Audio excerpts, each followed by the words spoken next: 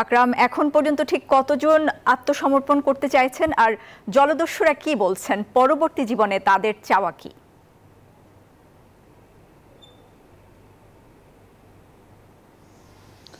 পদ্মা, আমি শুরুতেই একটা বিষয় একটু দর্শকদের উদ্দেশ্যে জানিয়ে দিই। সেটি হচ্ছে, আমি বর্তমানে আছি কক্সবাজারের মহেশখালীতে, যেখান থেকে জলদস্যুরা একে একে বেরিয়ে আসছে তাদের আস্তানা থেকে। আপনি শুরুতেই বলছিলেন জলদস্যুরা কেউ সাগর পথে, কেউ তাদের আস্তানা থেকে বেরিয়ে আসছে। ঠিক আমরা এখন অবস্থান করছিলাম একটি পাহাড়ে। জলদস্যুদের একটা গ্রুপের সাথে আমাদের যোগাযোগ হয়েছে। তারা আমাদেরকে জানিয়েছে আমরা যাতে এগিয়ে এসে তাদেরকে নিয়ে আইনশৃঙ্খলা বাহিনীর কাছে পৌঁছে দিই আত্মসমর্পণের জন্য। ঠিক তাই আমরা একটা জায়গায়, পাহাড়ের একটা জায়গায় এসে অবস্থান নিয়েছি তারা আসার জন্য অপেক্ষা করছি। ইতিমধ্যে দেখতে পাচ্ছেন আস্তে আস্তে একজন বেরিয়ে আসতে শুরু করেছে।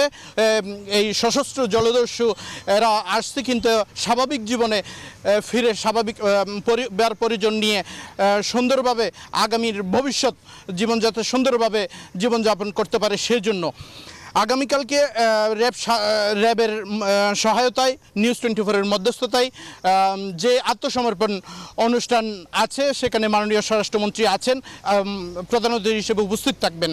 সেই অনুষ্ঠানে কিন্তু 18টি বঙ্গোপসাগরের দস্যুতায় লিপ্ত 18টি দস্যু বাহিনীর অর্ধশত জলদস্যু আত্মসমর্পণ করতে ইতিমধ্যেই টিম নিউজ 24-এর কাছে এসেছে। আমরা তাদেরকে নিয়ে কিছুক্ষণের মধ্যেই কিন্তু আইনশৃঙ্খলা বাহিনীর কাছে উদ্দেশ্যে রওনা দিব। একই সাথে আরেকটা বিষয় জানিয়ে রাখি, সেটি হচ্ছে স্বরাষ্ট্র মন্ত্রণালয়ের তালিকাভুক্ত একমাত্র নারী জলদস্যু রহিমা খাতুন কালকে স্বরাষ্ট্রমন্ত্রীর কাছে আত্মসমর্পণ করবেন।